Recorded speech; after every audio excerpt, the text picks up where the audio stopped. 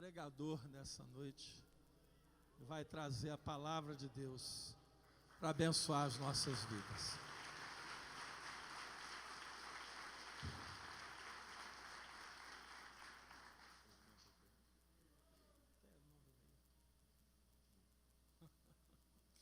Graça e paz, amém? Igreja bonita, pode sentar. Estou aqui hoje pregando na igreja, é a primeira vez que eu prego na igreja. Já vim aqui várias vezes, depois de uma parceria que começou algum tempo atrás com o Ministério de Casais da igreja. Tem uns 10 anos isso, Nadir e Fernanda. Uns 10 anos, né, que a gente está junto. E aí a gente tem até viajado para outros estados juntos, né? Já fizemos aí algumas viagens para São João del Rei. E é uma alegria poder estar aqui. Quem já me ouviu falando para casar, levanta a mão.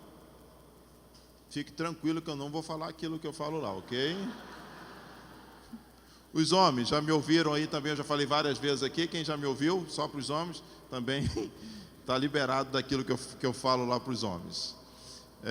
Vou falar hoje para a família, vou falar para a igreja. O grupo é eclético, né? Tem muito de menor aí na área, então a gente não pode falar algumas coisas, não que sejam proibidas, mas em alguns ambientes são inadequados. Como o tempo passa rapidinho, né, e voa, eu quero falar um pouquinho do meu ministério. Nós estamos nesse ministério equipando famílias há 5 anos de maneira assim mais efetiva, porque nós trabalhamos já uns 25 anos com família, mas esses últimos 5 anos a gente está no ministério itinerante, temos trabalhado com isso, vivemos com isso, vivemos disso para isso. Família, eu trabalho por ela, é o meu lema, e tenho feito desse trabalho não só pela minha família, mas pelas famílias, oferecendo algumas ferramentas. E Deus me deu uma família abençoada, está aqui, eu vou pedir para levantar de novo, ficar em pé, minha esposa, e está Ingrid, que hoje veio, e o Mateus, que é o projeto de genro, ok? Ele está aqui, está lá, aí você está vendo o Iago, que é o filho, e a Bia. Eles se casarão o mês que vem. Você imagina o coração de um pai que está preparando o sermão para falar na cerimônia do filho, né? Cada dia que a gente para falar, aí a gente vai chorando, vai escrevendo e tal. E aí Deus me deu um menino, eu fiz dele um homem. E ele vai se casar o mês que vem. Estou cumprindo o meu ministério. Filho a gente carrega. Carregamos na barriga, porque minha esposa carregou, né? Então, mas eu ajudei. Depois carregamos no colo, agora estamos carregando no coração, e vai ser assim para sempre, né? Porque filhos a gente não tem como deixar terceirizar esse ministério. E o mês que vem ele vai estar casando, e aí a projeto de nora, né? Eu chamo ela de genra, né? Mas é projeto de nora, vai estar sendo filha. Aí Deus vai me dar uma filha, ou nos dar uma filha a partir do mês que vem. Escrevi 2 livros, eu não trouxe, mas é só para fazer menção. Depois, se você quiser fazer contato, eu não trouxe porque, de fato, acabou, eu tenho que pegar ela na gráfica essa semana. Sexo em Casa é o título de um, que fala sobre sexualidade na família, ajudando os pais a fazer a educação sexual dos filhos. E a segunda parte é sexualidade no casamento. E depois escrevi esse segundo livro, que é Antes de se Casar, que o objetivo dele tem 180 perguntas no livro. Pergunta talvez que você não tenha feito, né? Ou quem é solteiro ainda, ou quem já é casado, mas que são perguntas que são importantes para quem vai estabelecer o casamento. Então, é um curso de noivos. E talvez você olhando para isso, você tenha pensado assim: por que eu não li esse livro? Agora já era. Já era nada. Se você ler, você vai melhorar aí o seu casamento. Então, se tiver oportunidade, leia Antes de se Casar. Eu quero compartilhar com você, e aí você abre a sua Bíblia, no texto de 2 Reis, capítulo 4, é o texto do primeiro culto. Então quem estava aí no primeiro culto vai ouvir de novo. Dificilmente a gente repete as mesmas, se você ouvir uma piada, talvez seja a mesma, né? Ria, né? Do mesmo jeito que você riu no primeiro. Ajuda aí, ajuda aí. 2 Reis, capítulo 4, enquanto você abre a Bíblia, eu já vou lendo para a gente ganhar tempo. A partir do versículo 8, o encontro de Eliseu com a sunamita, e eu vou falar sobre o milagre acontece no lugar do seu investimento.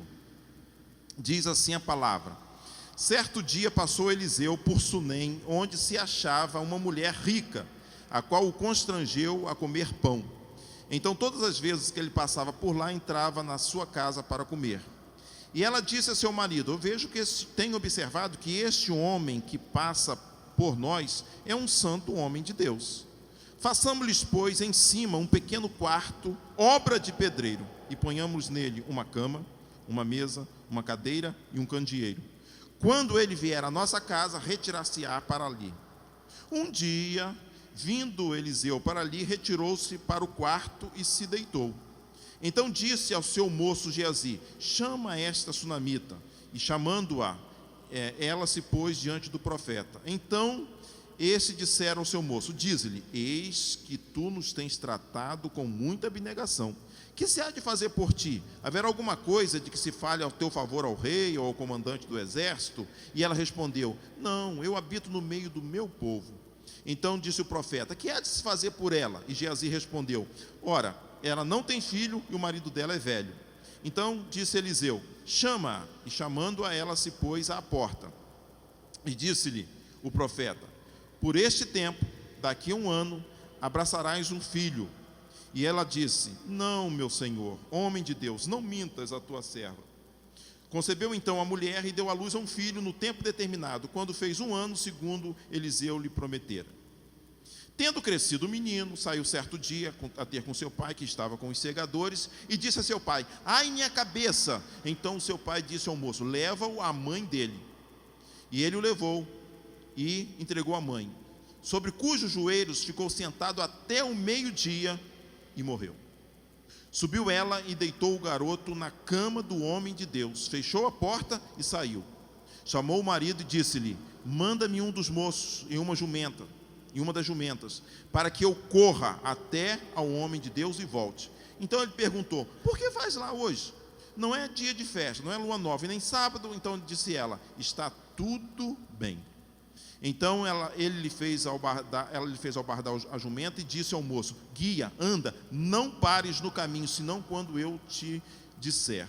Partiu ela, pois, e foi ter com o homem de Deus ao Monte Carmelo. E vendo de longe, o homem de Deus disse a Geazi, seu moço: eis que lá vem a sulamita. Corre ao seu encontro e diz-lhe: está tudo bem contigo, com o teu marido, com o menino? E ela respondeu: tudo bem. Chegando ao homem de Deus ao monte, abraçou-lhes os pés. Então chegou Geazi para arrancá-la, mas o homem de Deus disse-lhe: deixa, porque a sua alma está em amargura e o Senhor ainda não me revelou. Disse ela: pedi eu ao Senhor algum filho? Não disse eu: não me enganes? Disse o profeta Geazi: cinge os seus lombos, corre, toma o meu bordão contigo e vai. Se encontrares alguém, não saúdes. Se alguém te saudar, não responde. Põe o meu bordão sobre o rosto do menino. Porém disse a mãe do menino: tão certo como vive o Senhor e vive a tua alma, não te deixarei. Então ele se levantou e a seguiu. Amém? Jesus, a tua palavra foi lida, teu Santo Espírito está entre nós e em nós. Então, ó Deus, que ele tenha a liberdade agora de se pôr entre mim e esta igreja, para traduzir a tua palavra e colocar na nossa mente e no nosso coração. Nos ajuda, ó Deus, a que saiamos daqui dispostos a aplicar a tua palavra aonde ela encontrar lugar, na nossa casa, na nossa vida, para a glória do Senhor, em nome de Jesus. Amém. Amém. O milagre ocorre no lugar do seu investimento. Eu não sei qual milagre que você veio buscar aqui nessa noite, se você veio buscar algum milagre. Mas eu quero dizer que milagre é uma via de 2 mãos. E sem Deus, você não pode. E sem você, Deus não quer.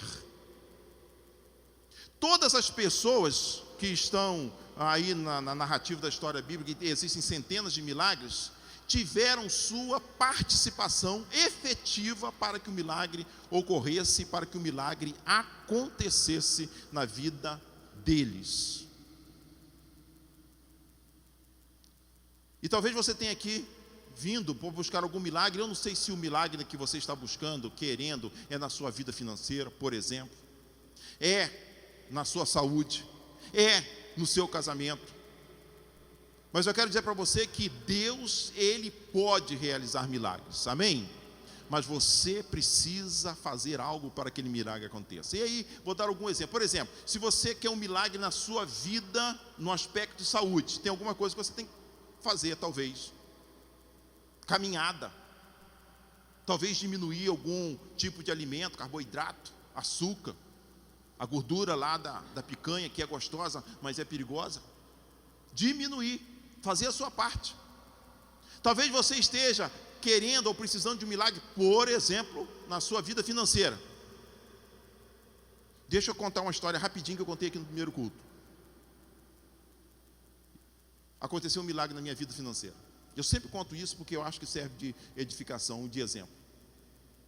Eu descobri, há alguns anos, que eu deveria ser ofertante em todos os cultos. Eu sempre fui ofertante, mas não ofertante de todos os cultos. Eu dava oferta esporádica, oferta para a construção, e lá dava uma oferta boa. Oferta para missões, lá dava uma oferta boa. Mas eu descobri, ouvi uma mensagem, entrou no meu coração, assim, dá uma oferta em todo culto. E eu estava numa situação meio complicada. Eu falei, mas eu vou ofertar. Aí eu comecei a ofertar R$1, porque é bom a gente começar do pequeno. O grande erro que às vezes a gente comete é começar do grande. Comecei com R$1. Lá em casa éramos R$4 para mim, minha esposa, meu filho e minha filha. Então éramos R$4 por culto. 2 cultos domingo, 4 de manhã, 4 de noite. 8 vezes 4, que eram 4 domingos, eu passei a dar quantos por mês? Quanta gente? 4 vezes 8? Olha, 32. Olha que fantástico, não dava nada. 32. A Bíblia diz que aquele que dá semente, aumenta a sementeira, Deus aumentou, sair de 1, foi para 2. Então já dobrou, você sabe que não era mais 32, é 64. Aquele que aumenta da semente, aumentou a sementeira, mas não era mais 62, aí não foi mais 4, foi 5. Aí era 20 de manhã, 20 de noite, e eu comecei a dar. Depois Deus aumentou, acho que era por causa das notas, e foi 10. Aí você deve estar pensando, e hoje, pastor, você está dando quanto? Não te interessa, mas eu dou. E tudo começou quando eu comecei dando R$1. Olha que fantástico. Aí você fala assim, então sua vida é uma maravilha. Não, eu posso até dar o número da minha conta quando eu sair daqui, se você quiser. Aceito o depósito. Mas Deus tem me abençoado grandissimamente. Uma das bênçãos, deixa eu contar aqui, para honrar o pastor. Uma vez estava eu, o pastor não, o bispo Robson, eu e minha esposa aqui no... Pastor, o bispo não sabe disso não. Vou contar aqui, ele não sabe. Estava aqui na Servial, não sei se o bispo se lembra disso. Aí eu estava dentro do carro, do track, orando. De vez em quando deu umas doideiras, eu quero alguma coisa, eu falei assim, eu vou orar por isso. Orando dentro de um track. Eu e minha esposa, lá dentro do Servial. Aí o bispo pastor falou assim, vocês estão comprando esse carro? Eu falei, não, bispo, que isso, eu estou namorando o carro. Ele falou assim, eu vou te mostrar o carro que é o seu carro, o carro que serve para você. Aí ele foi lá, me mostrou o Tux que ele tinha acabado de comprar, acho que 2 meses, lembra disso? Olha, esse aí é o carro para você. Estava com cheiro de novo o carro. Ele falou, só tem um probleminha, bebe.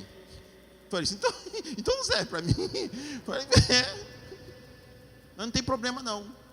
Aí eu comecei a orar.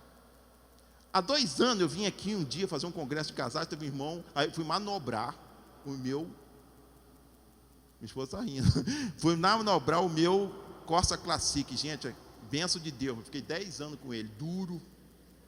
O irmão falou assim, pastor, está precisando de um carro novo, não sei nem se ele está aí. Eu falei assim, eu estou orando para Deus me dar um carro novo, ele vai me dar aí eu falei assim, ele vai me dar um Honda Civic não, não, aquele outro grande, gente, Deus não dá coisa pequena não. CR-V. Aí o irmão falou assim, também, o irmão que falou isso comigo. Ele falou assim, mas também, pastor, CR-V é muito, né? Eu falei, não é muito nada. Encurtando a conversa, Deus me deu um Tucson. 29 mil quilômetros rodados. Não foi 0 não, mas 29 mil quilômetros rodados. É 0. E eu não tenho dúvida que são investimentos financeiros que eu fiz no passado, na minha vida financeira, de oferta. Você está querendo um milagre? Faça esse investimento.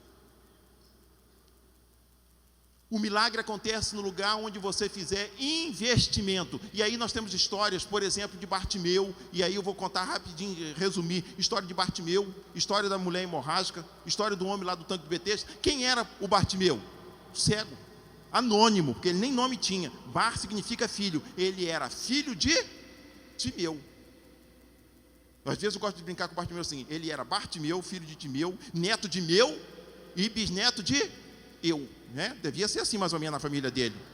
Bartimeu, não tinha nome, mas ele ouviu Marcos 10, 46 assim, ia passando Jesus por Jericó, e um certo cego, o nome Bartimeu, estava sentado à beira do caminho. Quando ele ouviu falar que era Jesus, ele começou a gritar: Filho de Davi, tem misericórdia de mim. Ele era cego, mas ele não era.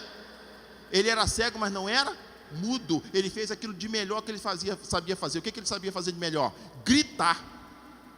E ele ficou lá: Filho de Davi, tem misericórdia de mim. Muitos disseram para que você calasse, mas ele fazia ainda mais, falava ainda mais: tenha misericórdia de mim.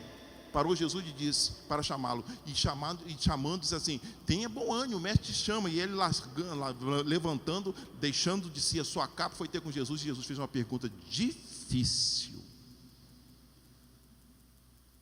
Jesus era bem humorado. Olha que pergunta difícil que se faz para um cego: que queres que eu te faça? E ele poderia responder tantas coisas. Ele saiu para mendigar, pediu para ficar bom, e Jesus ofereceu o que ele quisesse. E ele disse o quê? Eu quero ver. E Jesus o curou. E ele foi para casa vendo, glorificando a Deus. Aquele homem do tanque de Betesda, 38 anos, gente, 38 anos. E no tanque de Betesda, para a pessoa ser curada, tinha que chegar primeiro quando o anjo movia, segundo a narrativa bíblica. Um aleijado, 38 anos, tinha possibilidade de chegar lá no tanque antes dos outros? Não, porque tinha gente lá que era cego, mas andava. Tinha gente que tinha problema de surdez, mas andava. Mas ele não andava. Mas ele estava lá há quanto tempo? Um tempão, não sei, mas tinha 38 anos que ele era aleijado. E aí chega um homem, e chega e faz uma pergunta também dificílima. Qual foi a pergunta que foi feita? Queres ficar curado? Não, claro que não. Eu estou aqui de bobeira. Eu estou aqui só para ver os outros ser curados. É uma alegria muito grande. Eu vejo os outros curados, eu fico numa euforia. Ele abriu o coração, mesmo sem saber que era para Jesus. Ele disse assim: eu quero, mas ninguém me coloca lá. Jesus falou assim: levanta, toma o teu leito e anda. E ele foi para casa, andando e com a cama nas costas ainda. Não servia mais para ele, mas Jesus mandou ele levar para casa. E a mulher com hemorragia, 12 anos sangrando. Já pensou o que é isso? Nós homens não temos nem ideia. Mas imagina uma hemorragia de todos os dias. E aquela mulher, 12 anos, gastou tudo que tinha. E aí ela ouviu que Jesus ia passar. E ela foi atrás de Jesus. Jesus era pop. Aonde Jesus tinha, a multidão estava junto. E aí ela falou assim: é a minha vez. E aí, preste atenção. Quando você vai pela multidão, você não se guia. Quem que te guia? A multidão. Já foi nas barcas? É isso assim. Você vai, a multidão vai para cá. Você vai junto. A multidão vai. Mas ela foi, ela 4 para frente, 3 para trás. Ela vai, avancei, mas não passa. Você estava correndo, estava caindo. Tanto caindo que ela tocou aonde? Na orla, na barra. E Jesus falou assim: olha que exclamação também difícil de ser compreendida. Alguém me tocou. Jesus, sendo moído pela multidão, diz: alguém me tocou. E aí, os discípulos falaram assim: Senhor, a multidão está te apertando e tu diz: alguém me tocou. Jesus falou assim: não foi alguém comum, alguém me tocou de maneira especial, diferente. E a mulher foi curada. Ela foi buscar o seu milagre. Então o milagre acontece quando a gente faz investimento. Preste atenção. Essa mulher aí que fez o investimento, você conhece a história. E a história diz que ela não tinha filho e ela teve o filho. Por que ela teve filho? Porque deu uma casa lá para o homem, fez um quarto lá para o profeta.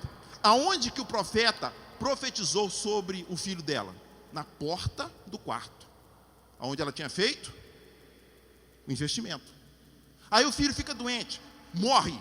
Ela leva a criança e bota onde? Na cama, dentro do quarto, onde ela tinha feito investimento. O milagre aconteceu no lugar do investimento dela. Mas existem algumas coisas que eu preciso aprender com essa mulher rapidamente. E o tempo passa rápido demais. Algumas coisas para eu aprender com essa mulher, que nós precisamos aprender. Ela tinha algumas qualidades, ela era hospitaleira. A Bíblia diz que ela o reteve para comer pão, hospitalidade. Mas eu não quero pensar numa mulher que recebia os outros, eu quero pensar na nossa casa. A sua casa é um lugar de hospitalidade? Irmã, seu marido gosta de estar em casa? Ou ele faz tudo para chegar do trabalho bem tarde, vai jogar futebol e a sua casa não é o lugar que ele gosta de ficar? Os seus filhos gostam de ficar na sua casa? Uma vez falando sobre isso, num texto, não esse, mas muito parecido com esse, falando sobre a importância da nossa casa, receber bem os da nossa casa, um jovem falou assim: minha mãe comprou um sofá branco, pastor, mas ela não deixa ninguém sentar lá. Eu falei, para que ela comprou então um sofá branco? Às vezes a gente dá mais valor na nossa casa às coisas. Há um sofá branco que ninguém pode sentar, porque senão vai manchar.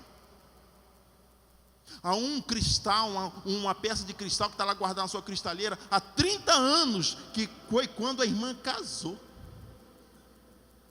E está tomando café e suco no copo de geleia, acredita nisso? E deixa eu falar um negócio para a irmã rapidinho. A irmã vai morrer e a sua nora vai quebrar aquilo tudinho, acredita? Então usa. Tem gente guardando caixa de sabonete, aquele sabonete bom que ganhou, Senador e tantos outros por aí, e tomando banho com Gessi, tomando banho com Rexona, tomando banho com sabão de coco, guardando aqueles outros esfarelados lá no meio da roupa. Seja a sua casa um hospital. Hospitalidade significa receber bem e às vezes curar os enfermos da nossa casa. Outra característica dessa mulher, ela era uma mulher prudente. Isso é interessante, presta atenção. Ela diz assim: tenho observado. Eu não cheguei a essa conclusão que ele é um santo homem de Deus, porque ele chegou aqui em casa falando bonito e etc, etc. Tenho observado. Isso demanda tempo. E aí deixa eu dar uma palavrinha para quem é solteiro. Levanta a mão aí em nome de Jesus quem é solteiro. Gente, tem muito pouco solteiro nessa igreja. Então deixa eu falar assim: solteiros, viúvos, divorciados, quem está na pista aí, levanta a mão. Isso, já melhorou, já aumentou o número. Presta atenção.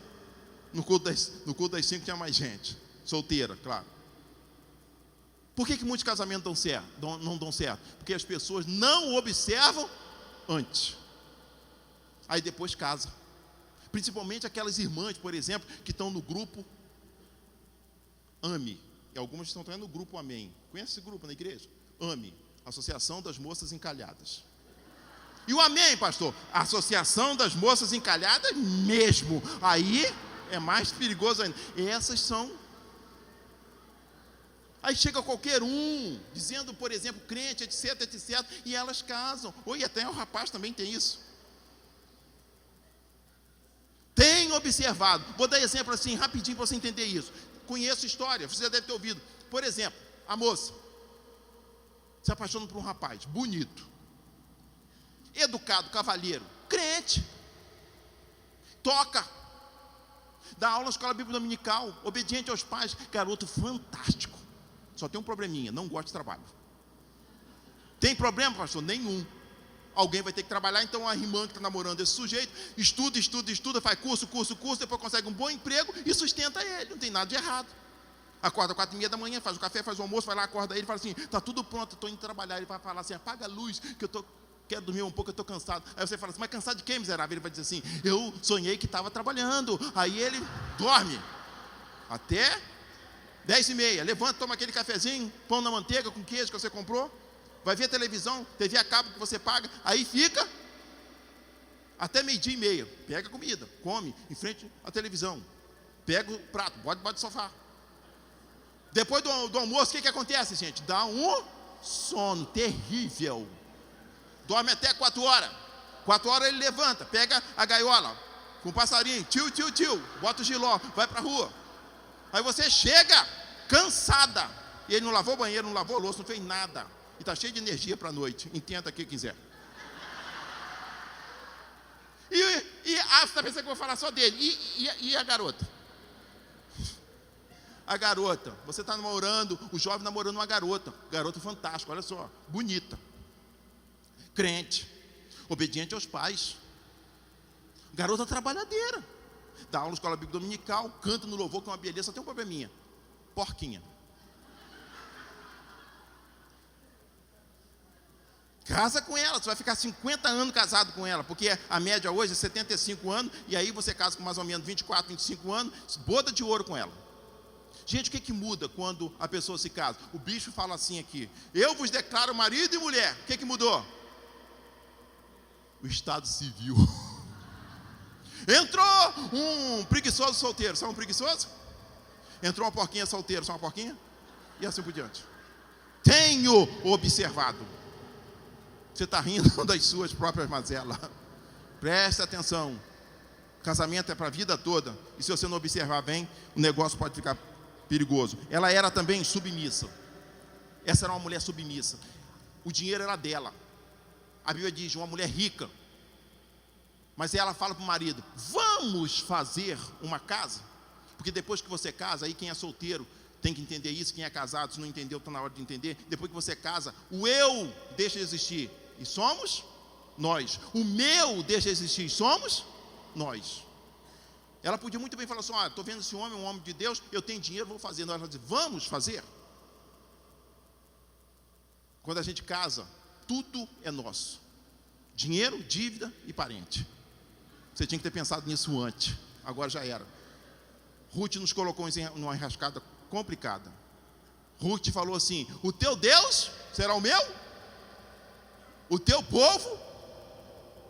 Aí a gente tem que copiar isso, né? Porque quando a gente casa, a gente fala assim: o teu povo é o teu povo. Porque o meu povo é sensacional. Meu povo é meu povo, né? Não é o seu povo que vem e se sente aqui. Depois que a gente casa, a gente deixa de ser eu para ser nós, meu para ser nosso. Era uma mulher submissa. Outra característica aí, junto eu vou botar altruísta e generosa. Altruísmo, ela fez um quarto para dar privacidade ao homem. Generosa, ela não se contentou com o quarto. O que ela botou lá? Uma cama, mesa, cadeira e um candeeiro. Quando alguém pedir alguma coisa para você na sua casa, na sua família, na igreja, faça o máximo que você puder. Dinâmica, ela disse: para que ocorra. Algumas pessoas, por exemplo, e aí uma palavra para você que está com seu casamento ruim, algumas pessoas só procuram ajuda quando o casamento está na UTI, ou às vezes já morto. Essa mulher, quando falou assim, que ocorra, porque ela ficou desde manhã até de tarde com o garoto no colo, o garoto morreu, ela botou lá no quarto e foi correndo. Era mais fácil ressuscitar, segundo a compreensão dela. Tem gente que só procura ajuda quando já era. Recebia muita gente lá no meu gabinete que dizia assim: pastor, eu vim aqui para dizer que meu casamento acabou. Eu falei: o problema é seu. Mas se você quiser ajuda, eu ajudo para você ressuscitar um casamento, mesmo que seja morto. Ou se ele estiver em coma, Deus pode curar. Mas quanto pior for, mais difícil é trabalhar. Então, se eventualmente seu casamento está com problema, procure ajuda o mais rápido possível. Outra característica dessa mulher: sensata. O Geazi vira para ela e fala assim: está tudo bem? O que ela diz? E estava bem, gente. O que eu aprendo com essa mulher? Não compartilhe seus problemas com quem não pode resolver. Antigamente tinha um negócio chamado diário, fechado a 7 chaves, ninguém podia lá ver. Hoje a pessoa sente um mal-estar, um azia, uma indigestão, vai para o Facebook: estou morrendo. Não compartilhe seu problema com quem não pode resolver. O máximo que eles vão ter é pena de você. E só. Ela olhou para Geazi e falou assim: você não pode resolver o meu problema, eu vou para o homem de Deus, está tudo bem. Tanto não pode resolver que quando o Eliseu deu o bordão para ele sair correndo, ele foi, botou lá no rosto dele e o garoto não ressuscitou. Então não compartilhe seu problema com quem não pode. Está precisando de problema espiritual, procure um líder espiritual. Está passando por problema psicológico, procure um psicólogo, um psiquiatra. Está passando por problema médico, procure um médico. Está precisando de dentista, procure um dentista, e assim por diante. Nós precisamos procurar pessoas que de fato possam nos ajudar. E por último, uma mulher que era persistente. A Bíblia diz que ela disse para ele: não te deixarei, tu vai ter que ir comigo. Muitas pessoas deixam de alcançar a promessa, o milagre, porque não persiste até o fim. Não desista da sua família, do seu casamento, da sua vida, dos seus sonhos e daquilo que você está pedindo como milagre de Deus. Esse homem, só vou citar, lição do marido da sunamita, um homem que não é para ser seguido. Primeiro, transferidor de responsabilidade. Quando o garoto chegou para ele: papai, estou com dor de cabeça, ele pegou o garoto e mandou levar para mãe. Aqui não tem esse problema, mas quantas igrejas, gente, que eu tenho pregado, que os pais falam assim, quem que resolve isso? É a sua mãe. Fala com a sua mãe. Se a sua mãe disser que pode, pode. Aqui, graças a Deus, não tem isso. Eu vejo que não tem isso, né? Glória a Deus por isso. Um homem que transfere responsabilidade. Era para ele pegar o garoto, levar para casa e junto com a mãe resolver. Outro problema desse homem, ele era um homem acomodado. Não é lua nova, não é sábado, não é dia de festa, você vai procurar o profeta por quê? Tem gente que se acomoda a uma vida espiritual mesquinha. Eu só vou à igreja na quarta, só vou à igreja no domingo, eu só leio um capítulo da Bíblia por semana. Gente, esse homem é um exemplo a não ser seguido. Procure mais, não seja acomodado à sua vida espiritual. E por último, esse homem também era um homem insensível. Por que insensível? O garoto passou mal. A mulher chega para ele e fala assim, basta um momento que eu vou correr até um homem de Deus. Aí ele pergunta, tudo bem? O que ela diz? Tudo bem. E ele acredita. Será que estava tudo bem? Quantas vezes a esposa dizendo para o marido, está tudo bem, mas ela está com a cara diferente, ela está com um comportamento diferente, e ele falou, estou perguntando se está bem, se está dizendo que está bem, eu vou acreditar. Claro que não está bem. Se bem que mulher é meio difícil entender às vezes, né? Não sei. Mas procure ser mais sensível às necessidades lá da sua esposa. Por último, gente, eu preciso terminar falando sobre o local do milagre. O local do milagre é um quarto. E lá tinha o quê? Uma cama, uma mesa, um candeeiro e uma cadeira. Cada um desses elementos tem um significado. Primeiro deles, quarto, privacidade. E aí deixa eu começar no aspecto espiritual. Deus, Jesus, quando falou sobre privacidade, ele falou, e tu, quando orares, entra no teu, e fechada a porta do teu, fala a Deus em secreto, e ele que vem em secreto te recompensará. Nós precisamos de uma vida de intimidade com Deus. Nós precisamos de privacidade. Isso aqui é um milagre? Começa aí, na sua intimidade com Deus. Quanto tempo você gasta com Deus? Via de regra, nós buscamos mais a Deus em situação de problema, de dificuldade, quando na realidade nós deveríamos buscar a Deus independente das situações. Deixa eu falar um negocinho aqui rapidinho para você. Quando Jesus ressuscitou Lázaro, ele estava fugido, porque tinha ido para Transjordânia. Ele tinha ido para lá porque queriam matá-lo. Só que, creio eu, provavelmente ele passou na casa dos amigos dele e falou assim, estou indo fugido, e se precisar de mim, vocês sabem onde me encontrar. Quem tem intimidade com Deus, sempre vai saber onde encontrá-lo. Privacidade. Jesus tinha intimidade com Marta, Maria e Lázaro. E aí ela manda o recado para Jesus, dizendo, está enfermo aquele que tu amas. Privacidade agora no aspecto prático. Querido, como é que está o seu quarto? Tem porta? O quarto de muita gente parece uma avenida. Todo mundo desfila lá. As crianças, porque lá tem televisão e tem ar-condicionado. A sogra, quando vem de Campos para passar 3 dias na sua casa, onde que ela quer dormir? No seu quarto. Querido, tira todo mundo de lá. Quarto é lugar privado. É para você e seu cônjuge. Pastor, o negócio está difícil lá em casa. Está difícil talvez porque você não esteja vivendo a sua privacidade. O quarto é lugar de privacidade. Não adianta botar cortina, tem que ter porta com chave, com 2 voltas. Não adianta, tem que ser com 2 voltas. E você sabe o que eu estou entendendo? Os casados, sabe o que eu estou entendendo? Uma volta só ainda é insuficiente, porque ela levanta e vai lá e confere, aí ela dá 2 voltas, é terrível. Privacidade, você precisa estabelecer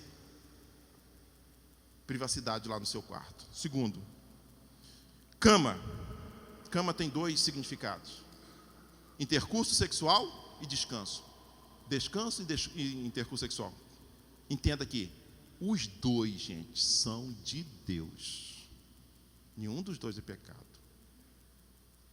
Descanso. Tem gente que acha que descansar é pecado. Aliás, a palavra negócio significa o quê? Negue o ócio. E tem gente que acha que descansar um pouco é pecado. Deus criou quantos dias na semana?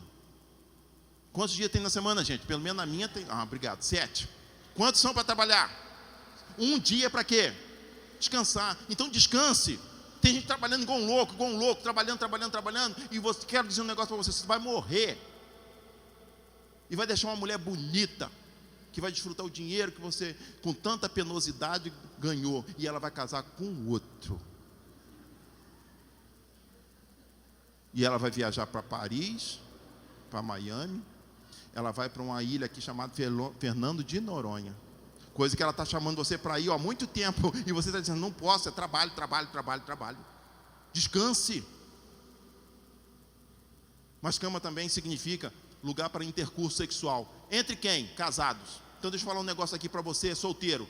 Deus detesta e chama de pecado relação sexual antes do casamento. O nome disso é fornicação. Pecado, não pode, pronto. Agora, Deus também detesta casamento que não tem relação sexual. Está na Bíblia. Catuca aí e fala assim: está vendo bem? É isso aí. E aí o diabo entra em alguns casamentos por essa brecha. Paulo diz isso em 1 Coríntios capítulo 7, leia lá: para que Satanás não vos tente. Então faça investimento lá na sua cama, por exemplo, comprando um colchão legal. O meu colchão está com 30 anos, aí eu só botei um lençol lá no meio que estava um buraco lá, e aí você procura a varoa, está onde? No Vale da Sombra da Morte, você não acha de jeito nenhum. Cadê ela? Faça investimento lá, querido, na sua cama. Dormir bem, brincar de pique, correr. Investimento. O milagre vai acontecer. Mas às vezes naquele colchão mofo, naquele colchão furado, naquele colchão barulhento, fica difícil do milagre acontecer. Quem é sábio, entenda. Mesa, lugar de comunhão. Lamento dizer, mas é uma verdade, na casa de muita gente, a mesa tem sido apenas um artigo de decoração. A Bíblia fala sobre a mesa, Salmo 128, a importância da mesa, os filhos ao redor da mesa. Jesus, ele era acusado de comilão e beberrão, porque Jesus gostava de estar à mesa. Como é que está a mesa lá da sua casa? As pessoas hoje em dia preparam o prato e vão para a sala, vão para frente do computador, engolem, não mastigam. Mesa, reúne os seus filhos em volta da mesa. Se tem 2, 3 pessoas em casa, e às vezes a gente não consegue nessa correria manter todo mundo em casa, mas pelo menos que estiver em casa, comam junto, riam junto, jogue arroz no prato do outro, joga farofa no prato do outro. É tudo de casa, gente. Na mesa a gente se desarma. Lugar de comunhão, restaure isso lá na sua casa. Você quer um milagre na sua casa? Talvez esteja faltando comunhão, e você pode começar isso pela mesa. Penúltimo, ele colocou também lá, ou ela colocou também lá, uma cadeira. Cadeira significa autoridade.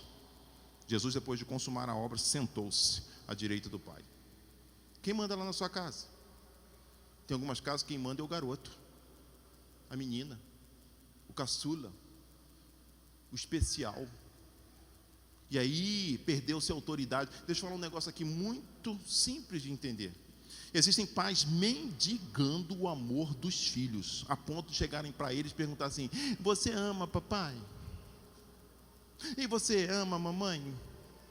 Querido, não existe nenhum mandamento bíblico, pode anotar isso, nenhum mandamento bíblico para os filhos amarem os pais, a não ser no sentido genérico, amar uns aos outros, amar o seu próximo. Não existe mandamento para os filhos amarem o pai, mas existe um mandamento bíblico para os filhos obedecer aos pais. E a obediência é um pressuposto daquele que exerce autoridade. Pais que negociam o inegociável, pais que permitem o impermissível, se é que existe essa palavra. Pais que não tomam conta, pedem prestações de conta do meu filho. Que hora que você chegou, que hora que você vai sair, que hora que você vai chegar, com quem você vai sair, deixa para lá. Ele já completou 18 anos, mas não mora na sua casa, não come do feijão que você compra, da roupa que sua mulher lava e passa. Eles devem obediência. E quem não tem, quem quer liberdade, que patrocine. Se ele não patrocina, se é tu que patrocine, tu tem que ir lá, pai. Tu tem que vasculhar a gaveta, tu tem que procurar o celular. Filhos não podem ter senha. A autoridade. E nós estamos perdendo uma geração por falta de autoridade. E eu não estou falando nem lá na sociedade, aqui na igreja. Quando eu digo aqui na igreja, não estou falando nessa, estou falando na igreja de um modo geral. Pais que vêm para a igreja e não vêm com seus filhos, porque os seus filhos não foram criados na doutrina da palavra. Os filhos, eles precisam, queiram ou não queiram, obedecer aos pais. E obediência não é questão de vontade, é questão de disciplina, de regra. E se quebrar regra, tem lá o seu castigo. Então, autoridade. A cadeira representa a autoridade. E por último, Bíblia. Porque a lamparina representa a iluminação. E a Bíblia diz, Salmo 119, versículo 105. Lâmpada para os meus pés, tua palavra, luz para o meu caminho. Qual tem sido na nossa casa, na minha e na sua casa, o espaço que a palavra de Deus encontra no nosso casamento, no nosso relacionamento, na nossa vida com os nossos filhos, para que sirva de iluminação no caminho que eles estão trilhando, na faculdade, na escola, em qualquer lugar. Deixa eu contar uma experiência, eu termino com isso. Desde cedo, na minha casa, eu apliquei essa verdade da palavra de Deus. Eu preciso ensinar a Bíblia aos meus filhos. Deuteronômio capítulo 6 diz assim: ouve, ó Israel, o Senhor teu Deus é o único Deus, essas coisas que hoje te ordeno estarão no teu coração, dela falarás os teus filhos, dela falarás os teus filhos. Em que situação? Ao levantar, ao caminhar, ao deitar, em qualquer situação. E além de ensinar textos bíblicos para os meus filhos, eu tinha que gravar isso, porque a Bíblia diz, estarão no teu coração. E se não estiver no meu coração, não tenho autoridade para ensinar eles. E aí, eles sempre estudaram perto da minha casa, sempre. Até, não sei como é que é o nome que dá isso, até o ensino fundamental todo. Ele podia ir a pé, 3 minutos. Mas quando, na maioria das vezes que eu levava de carro, eu dava a volta no quarteirão para ir citando Bíblia. De casa, no quarteirão. De casa, no quarteirão. E hoje ainda faço isso. Levo um para pegar o ônibus da faculdade, o outro para pegar o ônibus para ir para o trabalho. E eu vou citando Bíblia de casa até o ponto do ônibus. E às vezes eu falo, por exemplo, para meu filho ou para minha filha, eu falo assim,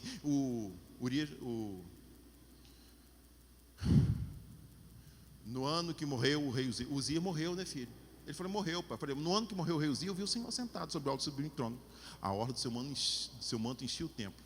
Serafins estavam por cima dele, cada um tinha 6 asas. Quando uns cobriam o pé, quando cobriam o rosto, quando uns voavam, e clamavam um para os outros, dizendo, santo, santo, santo, Senhor dos exércitos, toda a terra está cheia da glória do Senhor. Os umbrais da posse moveram com a voz que aclamava, a casa se encheu de fumaça, então eu disse, ai de mim que vou perecendo, porque sou um homem de impuro lábio, habito no meio de um povo que fala palavrão, e os meus olhos viram o Senhor. Então um dos anjos veio para mim, trazendo na mão um abraço tirado do altar com a tenaz, pois meus lábios purificou o teu lábio, teu pecado foi tirado, tua iniquidade foi perdoado. Então disse eu, a quem enviarei? Depois disse eu, venho a voz do Senhor, a quem enviarei? Quem há de por nós? Eu disse, eis-me aqui, envie-me a mim. Aí eu falo, Salmo 100, depois o Senhor é bom. E vai citando 1 Coríntios 13. E vai citando, tem tantos textos bíblicos para a gente citar. Romanos capítulo 8. A partir do versículo 23, esperança fomos salvos. Ó, a esperança que se vê, não é esperança que você vê, né? Que me esperará. Nós esperamos que não venha, passar esperando.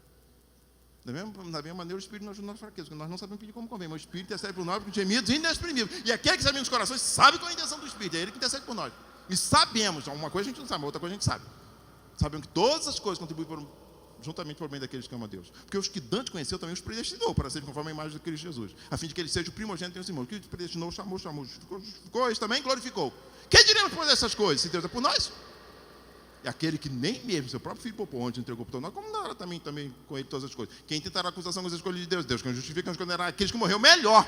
Quem ressuscitou dentro de morto, qual está diante de Deus, também intercede por nós. Quem nos separará do amor de Deus? A angústia, a perseguição, a fome, a nudez, o perigo, a espada. Como está escrito, por amor de ti, somos entregue à morte todo dia. Fomos considerados como ovelhas para o matador. Mas em todas essas coisas nós somos mais que vencedores. Isso aí você sabe, né? No meio daquele que nos amou. Só que nem a vida, nem a morte, nem a profundidade, nem a altura, nem qualquer outra criatura pode separar do amor de Deus, que está derramado em nossos corações pelo Espírito Santo, foi santo, Romanos 5:5. Gente, a gente precisa citar a Bíblia. A palavra de Deus ilumina. Mas se a gente não tiver no coração, a gente não tem autoridade para ensinar. E aí, eu cobro dos meus filhos o quê? Pureza no namoro. Eu cobro dos meus filhos o quê? Integridade. Eu cobro dos meus filhos o quê? O que está pautado na palavra de Deus, o respeito que devem a mim. No dia do meu casamento, eu vou falar para meu filho assim, até hoje, 27 de abril, você me devia 2 coisas. Honra e respeito. A partir de agora, querido, é só honra. Pode fazer o que você quiser. Agora, se você tem um elo ligado aí, a essa sua esposa, agora você vai me honrar. Só honrar. Isso é um processo. baseado na palavra de Deus. A sua família está precisando de um milagre? Invista. Invista lá, no seu quarto, se é o lugar onde precisa do milagre. Na sua mesa, se você precisa de comunhão. Exerça autoridade, se você precisa. Abra a palavra e leia e viva a palavra. Invista na sua cama, se está faltando intimidade. O milagre vai acontecer onde você fizer o seu investimento. Que Deus abençoe sua vida, abençoe seu casamento, abençoe a sua família, abençoe para a glória de Deus. Bispo, passei 5 minutos, me perdoe. Deus abençoe a sua vida, em nome de Jesus. Amém.